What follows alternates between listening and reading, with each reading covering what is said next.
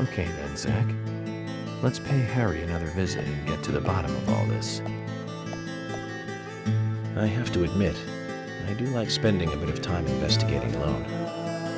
I'm getting a bit sick of being told that I'm either too slow or too fast. You agree with me, right, Zach?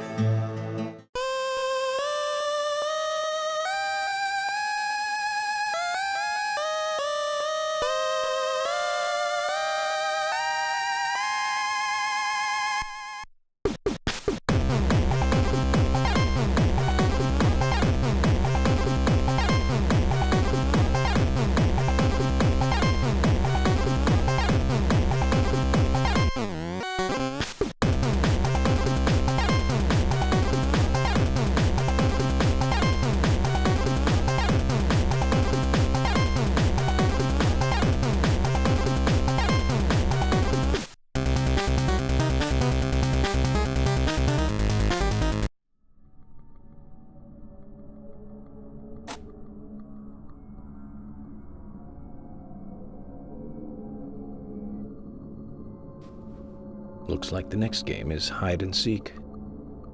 Huh?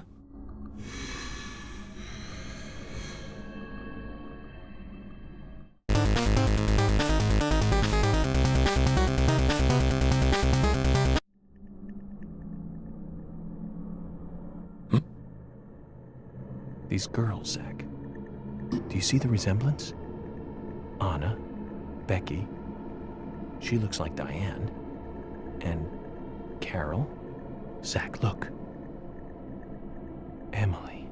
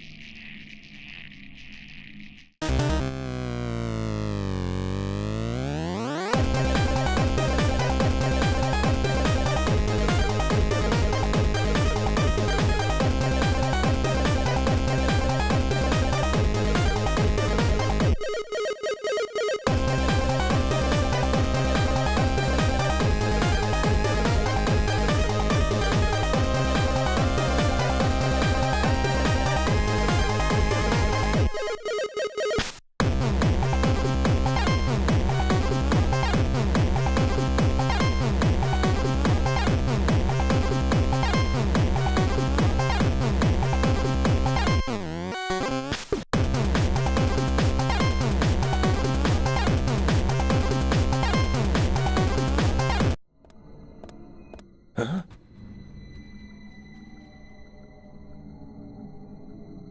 Emily! At times we must purge things from this world because they should not exist, even if it means losing someone that you love. Stop!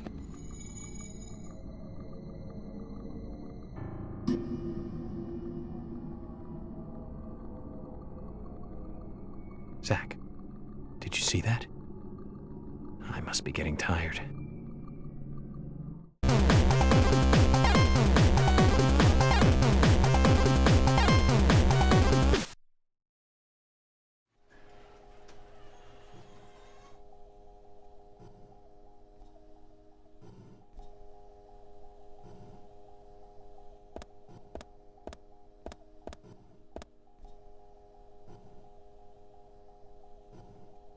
Zach, looks like we're out of the countryside and back in civilization.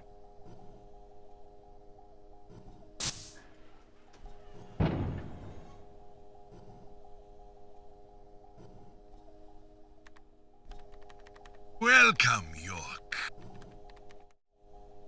I brought the documents. Just what is going on in here? I warned you about haste. Take it slow. You'll lose sight of what's important if you just rush past it. As an agent of the FBI, I'm sure you know. So many people have got it all wrong. They think speed is the key. That being first is the best. They want speed and are satisfied with what the speed brings. Even if it means that they miss so much on the way, they don't even see that. I see everything that they don't. From here, I see it all. Then, when the time comes, I make use of what I've seen. I can get whatever I want in this way. Anything at all. You're certainly talkative today, Harry. But I didn't come here for a business lecture. Tell me everything you know. Speed is not important. Timing is what is important. Timing. York, you have a natural gift for waiting for the correct timing. Just be careful that your haste does not ruin everything. That will be vital to solving the current case at hand. York, I know more than you think, but less than what you hope. 1, you have Nick in custody. 2, Thomas is missing. 3, Carol has a locket that belongs to the murderer. I also know that this case revolves around the red seeds. But that's about it. So you've got an inside line on police information. That reminds me. The victims' tongues were cut out, weren't they? But that's only a minor point. Don't let the shocks blind you to what's more important. That's another business tip. Harry, I'm impressed. You gather information really well. You hacked into the FBI network, too. Amazing. But I didn't come here to hear this. Then let us close the business seminar. It's time for a history lesson instead.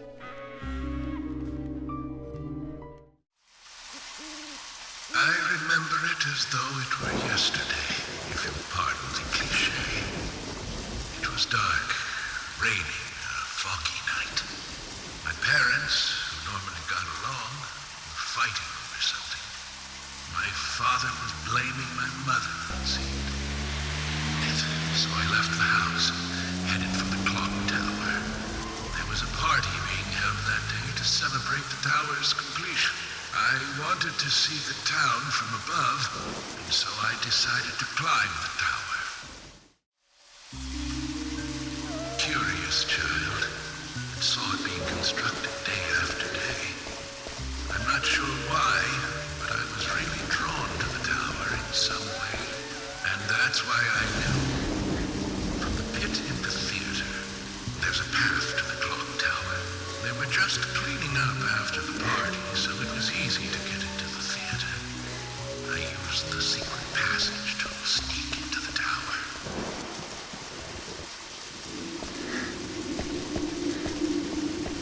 But when I reached the top, I saw something very strange.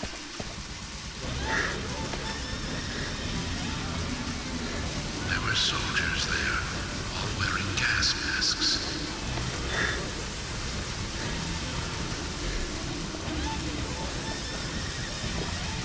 I moved closer and saw that they were fiddling with some kind of device. The device was emitting purple smoke outside. Just then, for the first time, the bell rang throughout the tower. I reacted with fear and left the tower as fast as I could.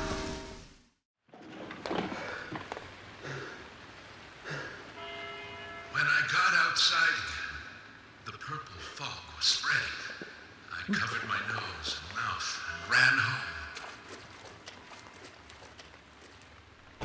I unconsciously counted the number of times the bell rang. After the 12th time,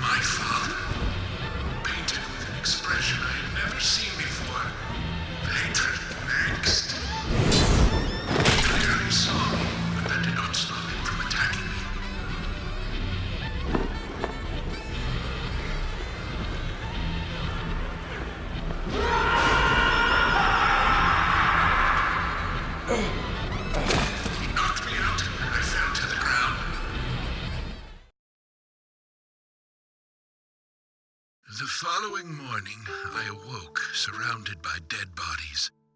It wasn't raining anymore, and the purple fog was gone. I couldn't believe what I saw and what I myself had done. But even worse things were waiting for me when I got home. My mother was dead, killed, presumably also by my father.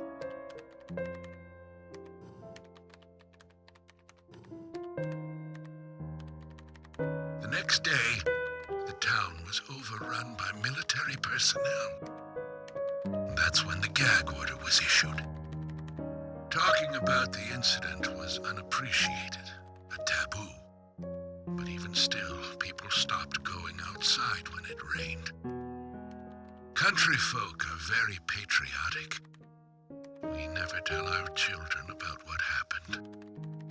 But these things find a way out of even the tightest of lips, in parts. People only speak of the killer in the red raincoat, which is where the legend of the raincoat killer comes from. Quite a story. After the incident, the gas seeped into the soil of the town. Even today, when it rains, a minute amount is released. That's why I never take my mask off when I'm outside. This town is dirty, York. If what you say is true, then the killer is someone who is badly affected when it rains. You need to draw the conclusions, not I. I have no conclusions.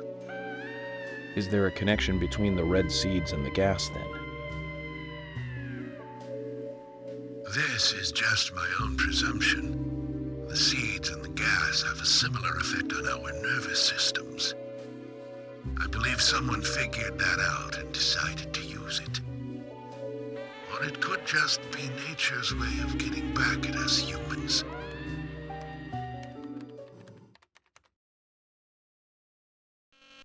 York! Good news! You'll hear from George soon. They have found Thomas.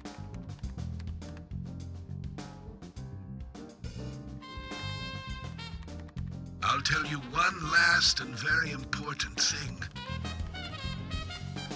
Just as you suspected, everything I have told you is gibberish. I never hacked into the FBI server, and I certainly know nothing about the red seeds. I shall thank you for listening to an old man babble on.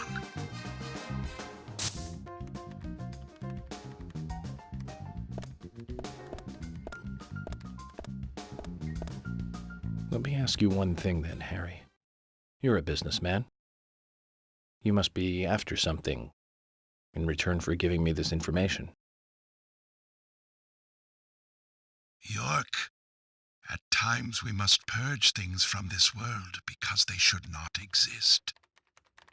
Even if it means losing someone that you love. But that still does not justify murder. Remember this, everything changes in form. There isn't a single thing